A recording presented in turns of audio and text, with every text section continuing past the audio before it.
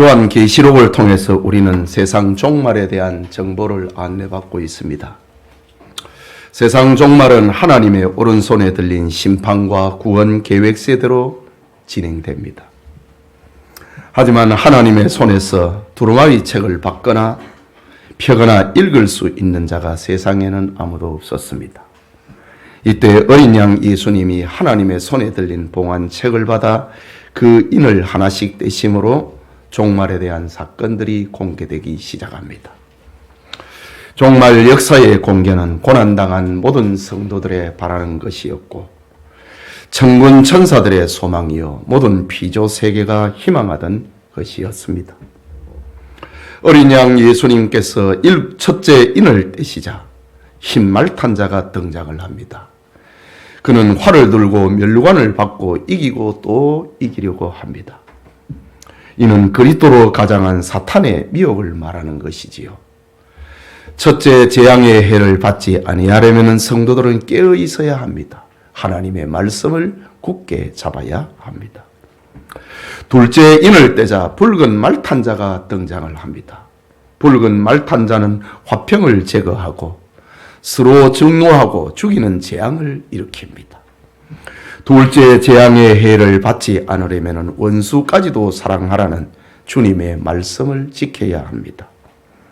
마음의 분함과 격동이 일어날 때에 하나님을 찾고 하나님을 의지하고 기도함으로 재앙을 이겨야 하는 것입니다.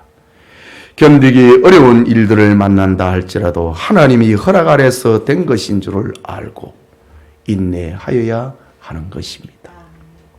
오늘은 지난 시간에 이어서 7째 인을 떼시는 그리스도 계속되는 말씀을 받고자 합니다. 종말 시대에 일어날 셋째와 넷째 재앙의 의미가 무엇인지 살펴봅니다. 말씀을 듣는 모두에게 하나님이 주시는 은혜가 있기를 소원합니다.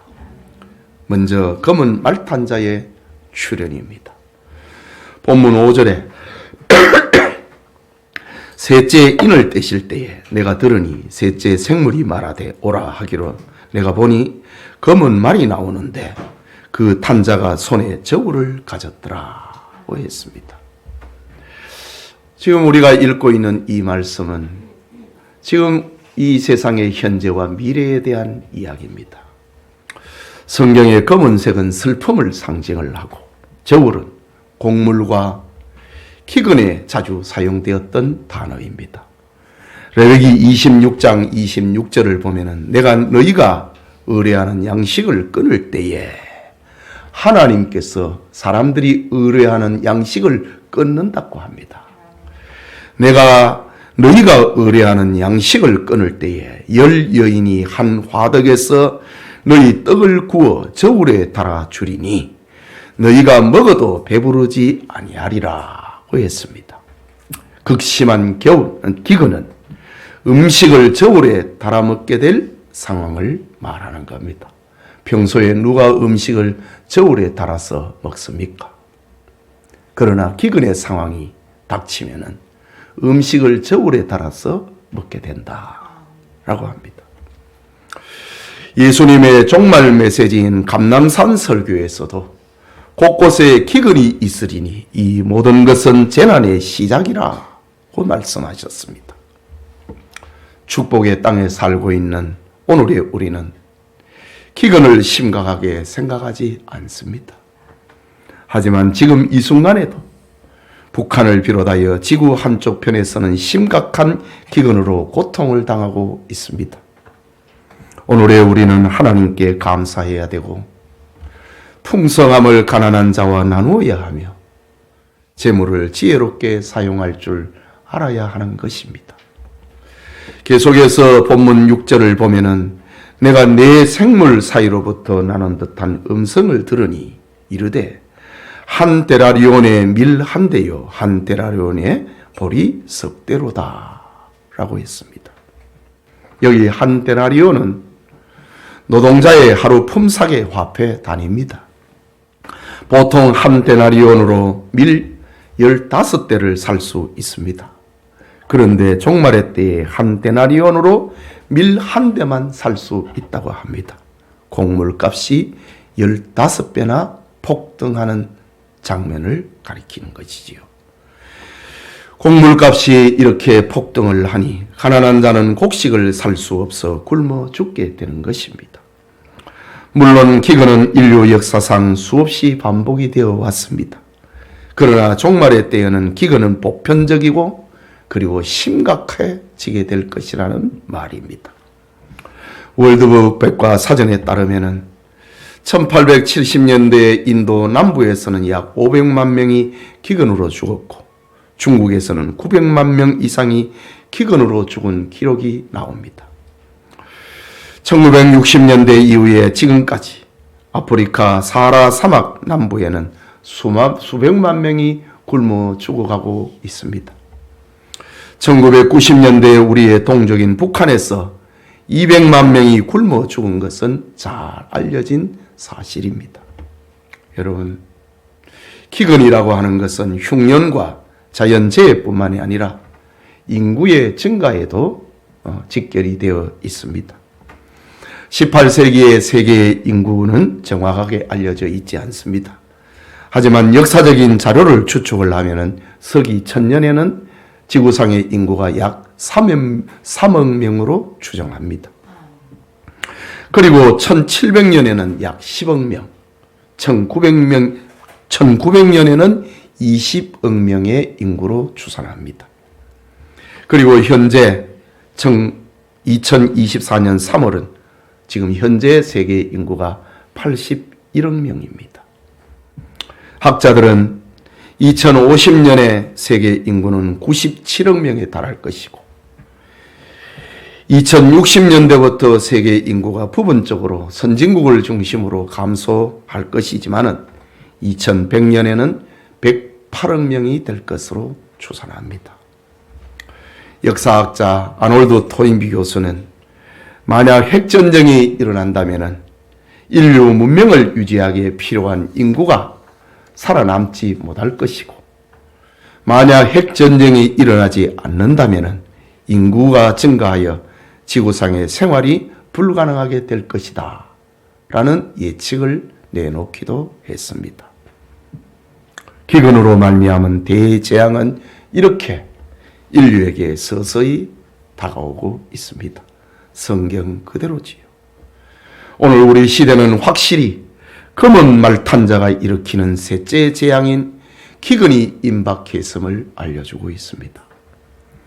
그렇다면 이 엄청난 종말 시대의 기근이 인류의 전부일까? 우리는 성경을 주의 깊게 살펴보아야 합니다. 본문 6절 마지막에 보면은 내가 내 생물 사이에서 나는 듯한 음성을 들으니 마지막에 감람류와 포도주는 해치지 말라 하더라고 했습니다. 여기 내 생물 사이에서 나는 듯한 음성, 그 소리는 하나님의 음성입니다. 소리의 내용은 감람류와 포도주는 해치지 말라 하더라. 역사의 설계자 하나님의 소리, 셋째 재앙의 해 가운데서 감람류와 포도주는 해치지 말라 하더라 라고 합니다. 이것은 기근중에 선포되는 하나님의 은혜를 말합니다. 성전을 중심으로 살아가는 성도를 해하지 말라는 거지요. 감람류와 포도주는 성전을 밝히는 재료인데 성전을 중심으로 살아가는 자는 셋째 재앙의 해에서 해를 받지 않도록 하라 라는 하나님의 소리입니다. 기근이라고 하는 대재앙 속에서도 하나님은 자기 백성을 보호하신다는 말입니다. 이런 일들은 하나님의 구원 역사에서 종종 일어난 사건입니다. 예를 들면 아왕 시대의 1000명의 경건한 선지자들이 국내 대신 오바다를 통하여서 떡과 물을 공급을 하면서 살아난 적이 있습니다. 엘리야는 아합 왕의 학정에 의하여서 다 죽고 하나님의 사람은 다 죽고 자기만 혼자 살아남은 줄 알았는데 하나님은 7,000명을 남겨놓았다 라고 말씀하셨고, 오바다를 통하여서 100명의 선지자를 숨겨놓았다 라고 말씀하셨습니다. 3년 6개월 동안 비가 내리지 않는 대기근의 시대를 살았던 사렙다 과부와 그의 아들은 엘리야를 통하여서 기적의 떡과 기적의 기름을 공급을 받으면서 재앙을 피했던 겁니다. 하나님은 온 천하가 기근의 재앙에 던져진다 할지라도 자기 백성을 보호하신다고 하는 하나님의 약속을 재앙 가운데서도 들려줍니다. 시편 33편 18절과 19절에는 이렇게 기록합니다. 여호와는 그를 경외하는 자 곧 그의 인자하심을 바라는 자를 살피사 그들의 영혼을 사망에서 건지시며 그들이 굶주릴 때에 그들을 살리시는도다. 셋째 재앙의 해에서 하나님께서 살려주신다 라고 합니다.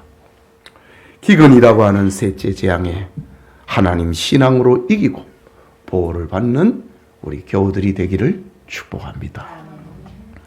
그게 둘째로 넷째 말탄자의 출현입니다. 본문 7절과 8절입니다. 넷째 인을 떼실 때에 내가 넷째 생물의 음성을 들으니 말하되 오라 하기로 내가 보매 청황색 말이 나오는데 그 탄자의 이름은 사망이니 음부가 그 뒤를 따르더라.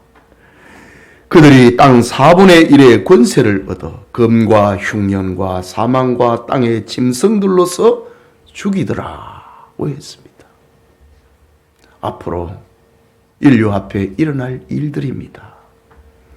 여기 청황색이라는 말은 누르스름한 녹색의 창백한 모습인데 이것은 죽은 시체의 색깔이고 공포의 색입니다. 종말 시대의 흰 말탄자의 출현으로 영혼을 병들게 하고 붉은 말탄자의 출현으로 화평과 사랑이 제거되고 검은 말탄자의 출현으로 극심한 기근의 재앙이 일어납니다. 그리고 청황색 말탄자의 출현으로 세상은 죽음의 공포 속에 빨려 들어가게 된다고 합니다. 종말은 이렇게 구체화되고 있습니다. 특히 청황색 말탄자의 이름을 오늘 성경은 그 이름은 사망이라고 합니다. 그리고 사망이라고 하는 이름 뒤에 음부 곧 지옥이 더 뒤따르고 있다고 합니다. 이처럼 사망과 음부, 사망과 지옥은 동행하는 길동무와 같은 겁니다.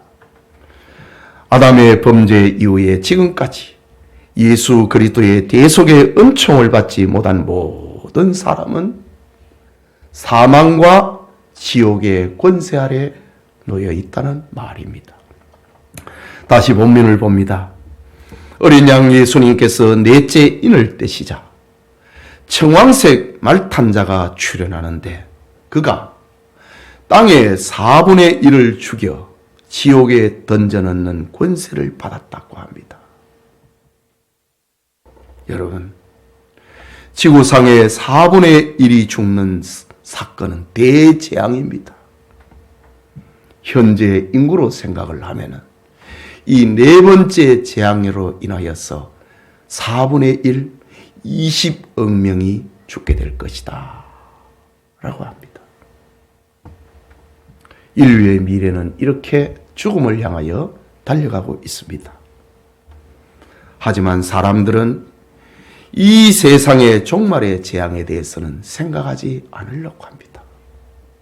사도 베드로는 사람들이 일부러 종말에 대해서는 잊어버리려고 한다 라는 표현을 사용을 했습니다.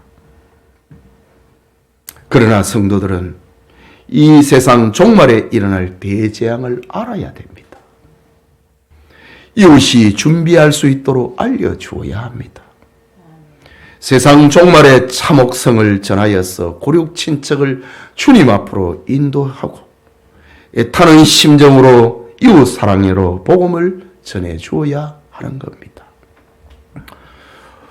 8절 마지막을 보면은 청황색 말탄자는 4가지의 살육의 도구를 가지고 사람들을 죽인다고 합니다. 땅의 4분의 1을 죽여서 지옥에 던져넣는데 그가 사용하는 죽음의 도구, 살육의 도구를 4가지라고 합니다. 금과 흉년과 사망과 땅의 짐승으로서 죽이더라고 했습니다. 여기에 나타난 금은 전쟁을 말합니다. 전쟁은 국지전이든 세계전이든 많은 사람을 죽입니다. 지금 러시아와 우크라이나의 전쟁 2년째 계속되고 있습니다. 얼마나 많은 사람이 죽고 있습니까? 이스라엘과 하마스의 전쟁 얼마나 많은 사람이 죽고 있습니까? 나토와 예멘 반군의 전쟁 지금도 사람이 죽어가고 있습니다. 그러나 최후의 전쟁 아마겟돈 전쟁은 인류가 지금까지 경험하지 못한 죽음의 전쟁이 될 것입니다. 둘째는 흉년, 곧 기근이라고 합니다. 일반적으로 전쟁 뒤에는 기근이 따르게 마련입니다. 전쟁에 살아남는다 할지라도 굶주림은 피할 수 없다는 말이지요. 셋째는 죽음입니다. 아니, 죽음을 죽음에 던져넣는가? 땅 4분의 1을 해가지고 죽음에 던져넣는데 그러면은 이 죽음이라고 하는 것은 무엇을 말하고 있는가? 이 단어는 전염병으로 인한 죽음을 가리키는 헬라말로 사나토스라는 말입니다. 전염병의 죽음을 가리킵니다. 전쟁과 기근 뒤에 일어나는 전염병을 말합니다. 그리고 넷째는 땅의 짐승으로 인한 죽음입니다. 고대 전쟁은 전쟁을 할 때 무서운 맹수를 풀어서 적들을 죽였습니다. 그러나 현대전은 짐승으로 사람을 죽인다라는 말을 우리는 더 이해하기 쉽습니다. 현대전은 또 다른 짐승, 바로 세균 전쟁이기 때문입니다. 세균을 번식을 시켜가지고 공기 중이나 상수원 내 떨어뜨린다고 생각을 해보십시오. 땅의 짐승으로 찾아오는 재앙은 인간의 상상을 초월하는 대재앙이 될 것입니다. 이처럼 금과 흉년과 전염병의 죽음과 짐승으로서 땅 4분의 1을 죽인다 라고 합니다.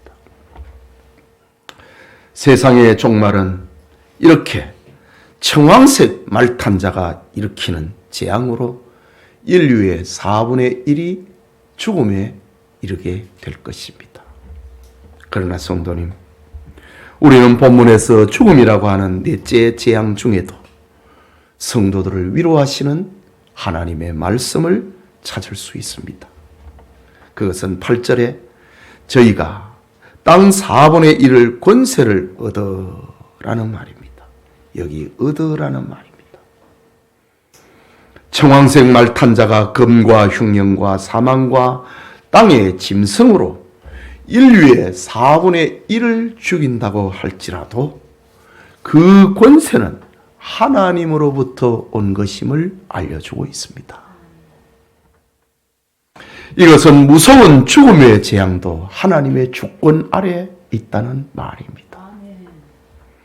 결코 청황색 말탄자가 홀로 주장하는 세계가 아니라는 말입니다. 종말에 나타날 모든 재앙은 우연이 없고 운명도 아니고 하나님의 주권과 하나님의 허락 속에서 되는 섭리적인 사건이라는 것입니다. 택자 구원 완성을 위하여서 하나님께서는 이렇게 심판과 구원 계획서를 펼쳐가시는 것입니다.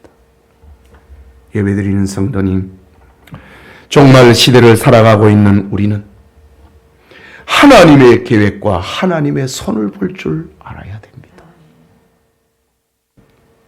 부모로부터 맞는 매와 강도로부터 맞는 매는 그 성질 자체가 다릅니다. 부모가 때리는 매에는 사랑이 있지만 강도가 내리치는 매에는 사랑이 없습니다. 하나님의 손에 들린 매라고 하는 사실입니다. 세상의 4분의 1이 죽임을 당하여도 아직 4분의 3은 남아 있습니다. 이들은 대재앙 속에서 회개할 기회를 얻은 사람들입니다.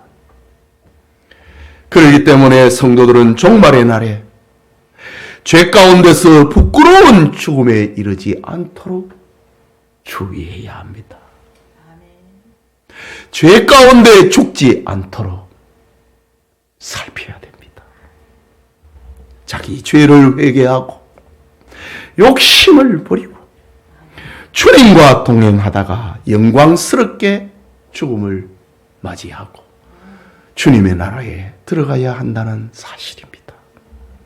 넷째 재앙의 해를 받지 않는 믿음을 지키는 성도님들이 다 되시기를 축복합니다.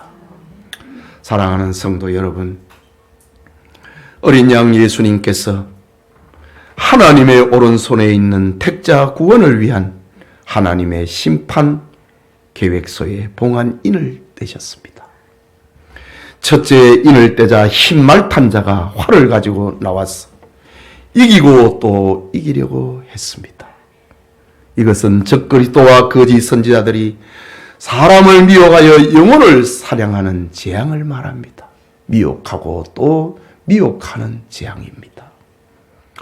둘째 인을 떼시자 붉은 말탄자가 땅에 화평을 제거하자 사람들이 서로 미워하고 싸우고 죽이는 재앙이 일어납니다. 여기에 하나님의 허락이라고 하는 은혜가 있었습니다. 셋째 인을 떼자 검은 말탄자가 자기 양식을 저울에 달아 먹게 하는 극심한 기근을 일으킵니다. 여기에도 성도들을 보호하는 하나님의 은혜가 있습니다.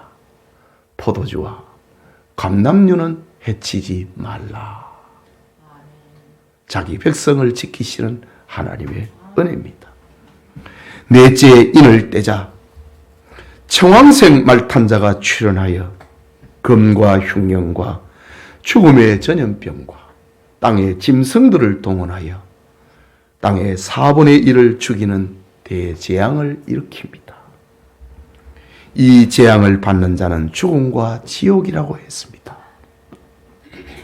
여기에도 하나님의 은혜가 있습니다.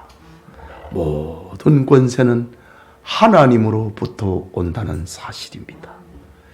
이것이 재앙 속에서 구할 성도의 은혜요, 기도라는 사실입니다. 예배드리는 성도님, 예수님께서는 감람산 종말 설교를 하시기 전에 예루살렘을 쳐다보면서 우셨던 기록이 나옵니다.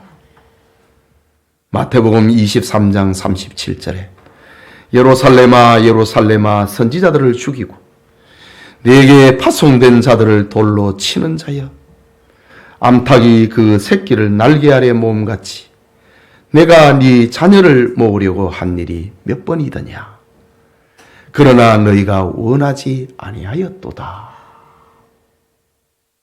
원하지 않다가 로마에 의해서 멸망하고 말았습니다. 예수님의 감람산에서 흘리신 눈물은 예루살렘뿐만이 아니라 종말을 앞에 둔 모든 사람을 향한 주님의 눈물입니다. 네게 파송된 자들을 돌로 치는 자여 암탉이 그 새끼를 날개 아래 모음같이 내가 네 자녀를 모으려고 한 일이 몇 번이더냐. 설교를 얼마나 많이 들었느냐. 돌아오라고 한 것이 몇 번이더냐? 회개하라고 한 것이 몇 번이더냐? 그러나 너희가 원하지 아니하였도다. 종말 시대에 멸망받을 사람들의 이야기입니다. 여러분, 우리 중에는 종말의 시와 때를 아는 자가 아무도 없습니다. 그러나 주님은 성도들에게 종말에 화를 당하지 않도록 하려고 제자들에게 깨어있으라고 반복적으로 말씀하고 있습니다. 깨어있는다는 말은 기도하라는 말이고 감사로 깨어있는 것입니다. 깨어있다고 하는 말은 회개하라는 말이고 전도하라는 말이고, 깨어있다는 말은 하나님의 말씀을 읽고 암송하고 행함으로 깨어있으라고 하는 말입니다. 종말 시대에 우리는 하나님 중심, 성경 중심, 교회 중심이라고 하는 믿음의 법칙과 생활의 원리로 살아야 합니다. 세상 종말의 재앙들 앞에 근신하고 깨어 믿음을 지키며 주님의 재림을 준비하는 성도님들이 다 되시기를 축복합니다. 우리 말씀을 생각하고 같이 기도합시다. 종말 시대에 일어날 대재앙의 해를 받지 않으려고, 재앙은 어쩔 수 없지만 그 해를 받지 않아야 됩니다. 그것은 깨어있는 것이고 믿음을 지키는 것입니다. 말씀 생각하고 기도합시다.